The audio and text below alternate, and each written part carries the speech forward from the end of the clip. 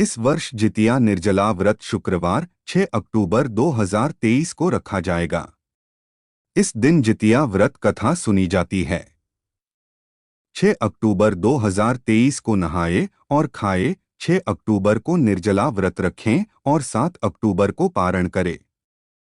जितिया व्रत का शुभ मुहूर्त 6 अक्टूबर 2023 शुक्रवार पूर्वाह्न 6:34 बजे से आरंभ होगा और 7 अक्टूबर पूर्वाह्न 8:08 तक रहेगा। जितिया व्रत 2023 कब है?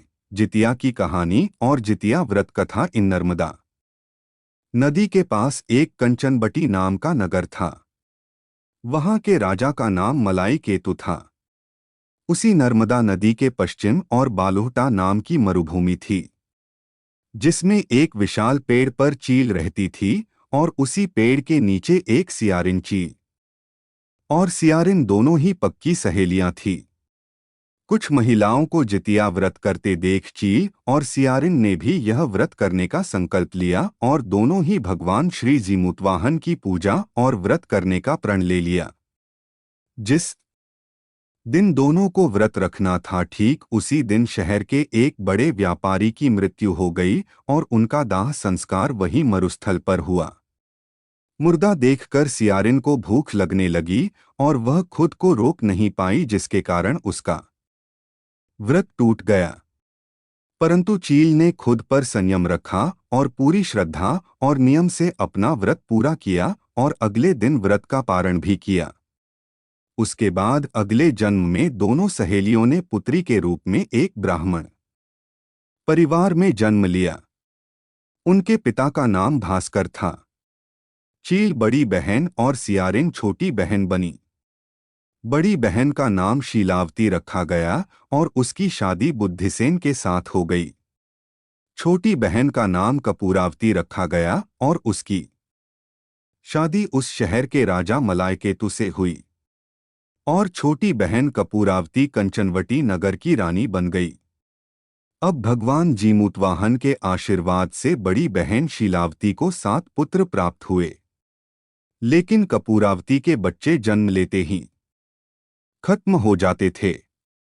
कुछ सालों बाद शीलावती के 7 पुत्र बड़े हो गए और राजा के दरबार में काम करने लगे। उन्हें देखकर कपूरावती के मन में ईर्ष्या और जलन की भावना उत्पन्न होने लग गई।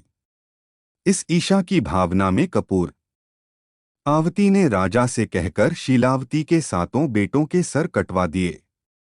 फिर उन 7 सिरों को साथ में बर्तन में डालकर ढक दिया गया और शीलावती के पास भिजवा दिया गया।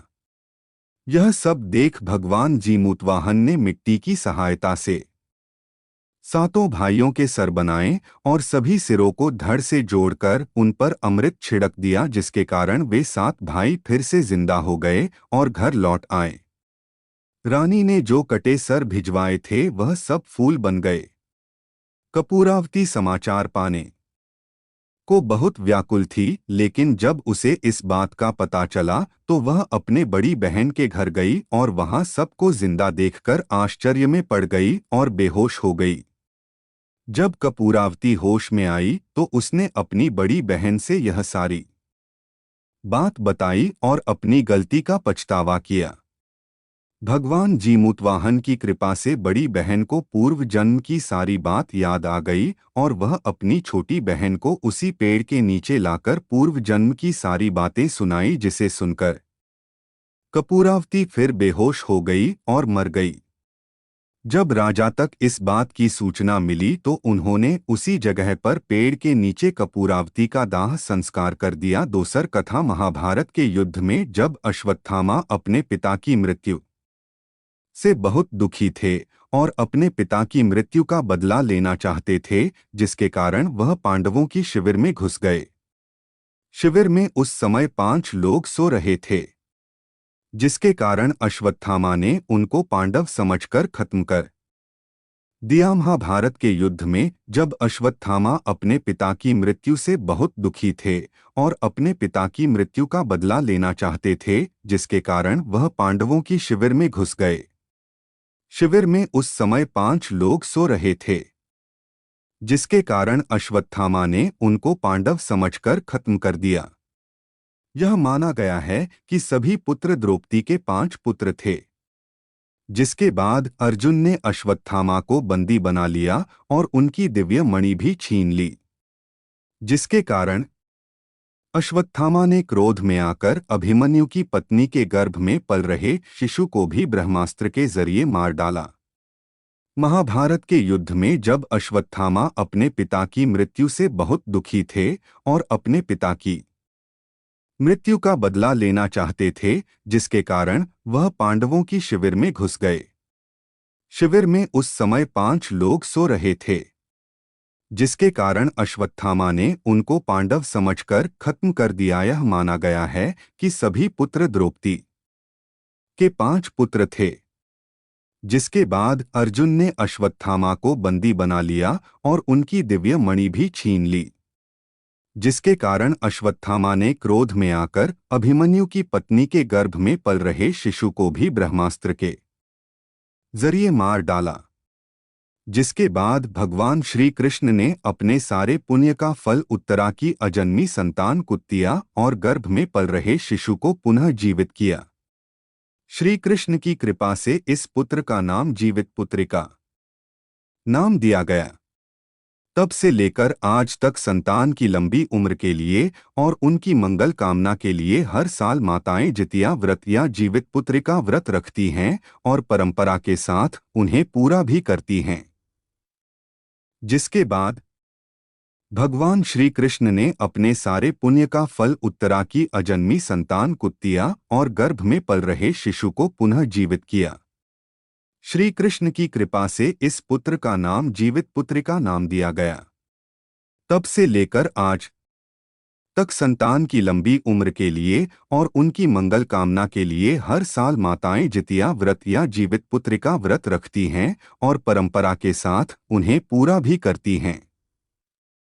महाभारत के युद्ध में जब अश्वत्थामा अपने पिता की मृत्यु से बहुत दुखी थे और अपने पिता की मृत्यु का बदला लेना चाहते थे, जिसके कारण वह पांडवों की शिविर में घुस गए।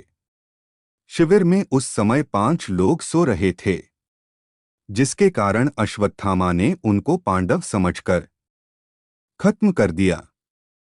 यह माना गया है कि सभी पुत्र द्रौपदी के 5 पुत्र थे, जिसके बाद अर्जुन ने अश्वत्थामा को बंदी बना लिया और उनकी दिव्य मणि भी छीन ली, जिसके कारण अश्वत्थामा ने क्रोध में आकर अभिमन्यु की पत्नी के गर्भ में पल रहे शिशु को भी ब्रह्मास्त्र के जरिए मार डाला, जिसके बाद भगवान श्री कृष्ण ने अपने सारे पुण्य का फल उत्तरा की अजन्मी संतान कुत्तिया और गर्भ में पल रहे शिशु को पुनः जीवित किया।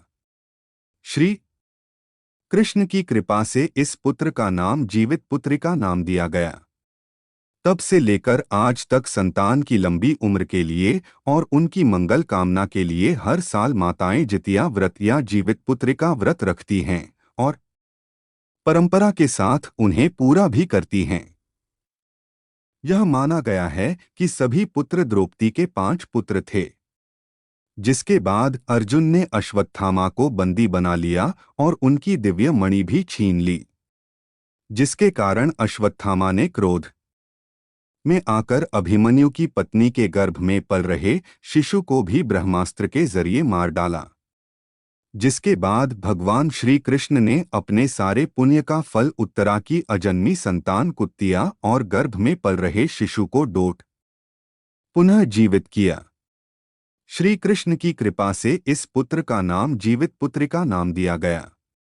तब से लेकर आज तक संतान की लंबी उम्र के लिए और उनकी मंगल कामना के लिए हर साल माताएं जितिया व्रत या जीवित पुत्रिका व्रत रखती हैं और परंपरा के साथ उन्हें पूरा भी